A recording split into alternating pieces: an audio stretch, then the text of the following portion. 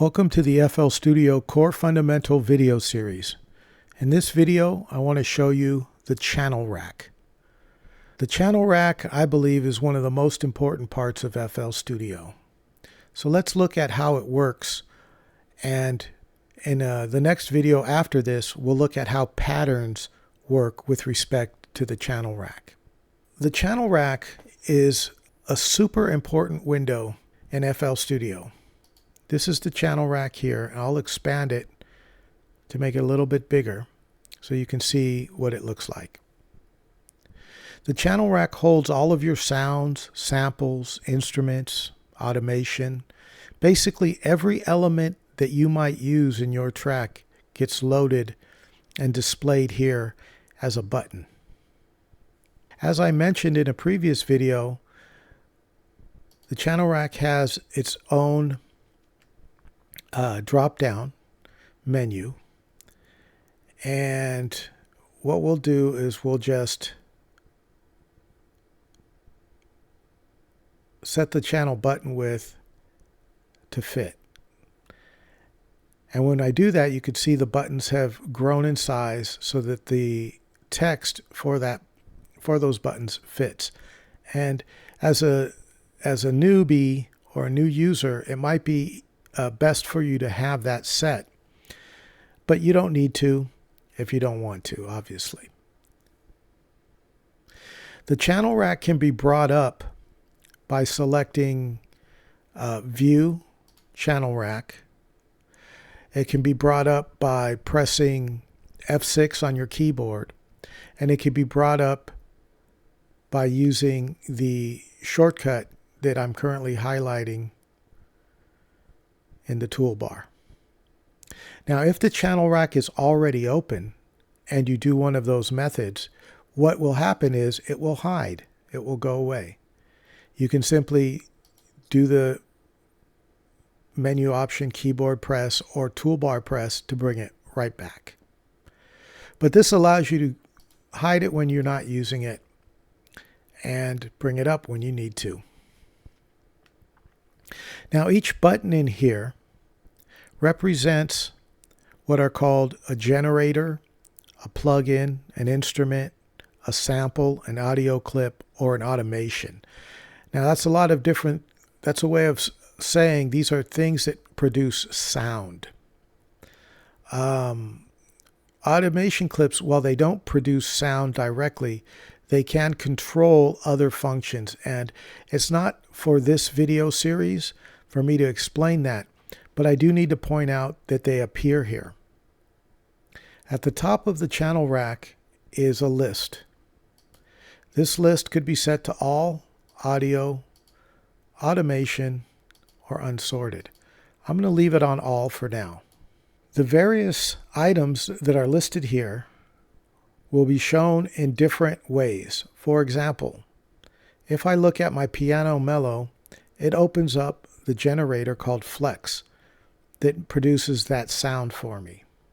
But if I click Sub, for instance, that opens up a different instrument interface. FPC shows you yet another. Now, in addition to instruments and generators, you can show samples. For example, if I look at the 707 cowbell, that brings up a sampler window with the sample data inside of it. We can see that again for something like DNC clap. Different sample, but the interface is similar. We're not going to talk about all the settings within here at this time, but I want you to just understand how things might look different depending on what they are. Another thing is automation. Now I'm going to bring up an automation, and you can see that looks even more different. This automation controls the delay somewhere in the track, and this is what it looks like. I could edit it here if I wanted to. So don't be surprised that these might look different when you click on them. They'll look like what they represent. Now, to the left of these, each one has a little circular button area that's lit up. If you click it, it turns it off. Basically, this is like a mute button. So if it's dim, it means it's muted. If it's lit, it means it's not muted. Next to that, we have a channel panning knob, and next to that, we have a channel volume knob. So those three little controls there control just the channel that's to the right. Next to the channel volume is a number. That is the routing for that channel to the mixer, and we're going to talk about the mixer later. Next to the button is this little rectangular area. That's how you could select various channels. So if I wanted to select the sampler channel without bringing it up, without clicking the button to bring up the interface, I could just click here. And next to that, you have either steps, as in these little buttons are called steps. Putting them together, it would be called a step sequence. So this can also be referred to as the step sequencer. But some, you may be using what looks like this one next to piano mellow, which is a piano roll. And this is what contains note data.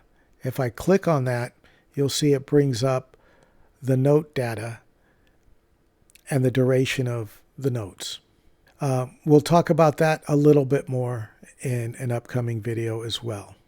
I don't want to get into all the little tiny features of the channel rack. It has a lot of features, but I want you to be aware of the channel rack and the fact of how everything that you may want to use in terms of your instruments, your samples, your audio clips, and your automation does appear in here as you develop your track. So that's what the channel rack is for. It's for all these different types of channels. In the next video, we're going to talk about an important aspect of the channel rack, and that is something that FL Studio calls patterns. So stay tuned and watch the next one.